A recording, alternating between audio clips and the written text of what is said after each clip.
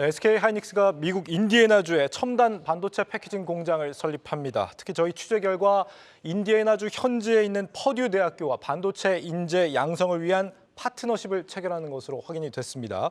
반도체 출입하는 산업일보 정재훈 기자 또다시 나와 있습니다. 정 기자, 이 월스트리트저널을 통해서 이제 패키지 공장 설립 소식이 전해졌는데 정 기자도 마침 이거 취재하고 있던 사항 아닙니까? 한 발 늦었습니다. 그렇습니다. 월스트리트저널이 확인을 좀 해줬는데요. 네. SK 하이닉스가 미국 인디애나주의 이제 첨단 반도체 패키징 공장 부지 선정을 지난달에 파이낸셜 타임즈에서 나왔지만 인디애나주 선정했고 이제 서부 리파엣의 부지를 선정할 것으로 보이는데 관련해서 이제 공장 부지 인근에 퍼듀 대학교와 인재 양성과 연구개발 파트너십 체결도 준비 중인 것으로 좀 확인이 됐습니다. 퍼듀대랑 공장 부지가 굉장히 가까이 있다는 거군요.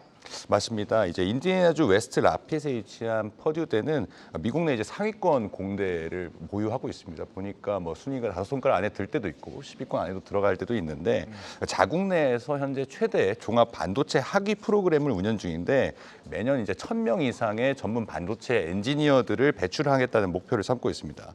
특히 이제 첨단 반도체 패키징 분야 연구소와 학위 프로그램도 운영한다는 점에서 SK 하이닉스가 이제 만들겠다는 게 첨단 패키징 공장이잖아요. 네. 관련해서 인력 수급과 함께 어떤 패키징 관련된 연구 개발에서도 시너지를 낼 수 있을 것으로 보입니다.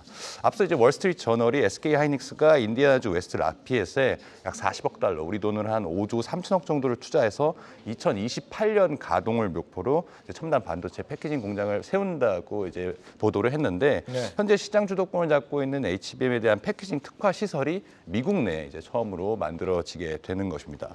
다만 이제 광노정 SK 하이닉스 사장은 오늘 주주총회가 끝난 뒤에 취재진과 만나서 이 관련 부지 선정에 대해서 검토 중이지만 확정되지는 않았다라고 답을 했습니다. 확정은 안 됐지만은 어쨌거나 이 인접 대학까지 교류하고 있는 걸 보면은 어느 정도 유력하다라는 생각이 드는데. 지금 SK 하이닉스가 사실은 그 파트너십을 맺은 게 최초는 아니고요. 네. 이미 미국의 반도체 제조사의 스카이 워터 테크놀로지가 있는데 이미 2022년도에 18억 달러를 이쪽에 투자를 해가지고 퍼듀대 바로 캠퍼스 인근에 공장을 짓겠다고 했습니다. 이때도 퍼듀대와 이런 관련된 파트너십을 체결한 바 있습니다. 네. 그리고 오늘 이 주총에서 HBM 얘기도 많이 좀 거론이 됐을 것 같아요. 어떤 게 있었어요? 맞습니다. SK 하이닉스의 지금 시장 주도권을 쥐고 있는 HBM에 대한 관련 당연히 관심이 많아 보이는데요. 4세대 제품인 HBM3 제품이 이제 엔비디아 향원에서 전년보다 5배 이상 성장하며 압도적인 시장 점유율을 점유했다고 밝혔고요.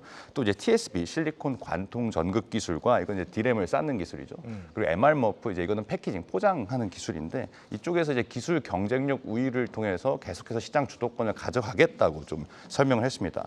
관건은 이제 올해도 SK 하이닉스가 과연 삼성전자도 최근에 기술 개발을 앞서 나가고 했다 이런 소식이 들렸잖아요. 네. 올해도 이제 HBM 주도권을 가져가느냐일 텐데 여전히 자신감을 나타냈습니다.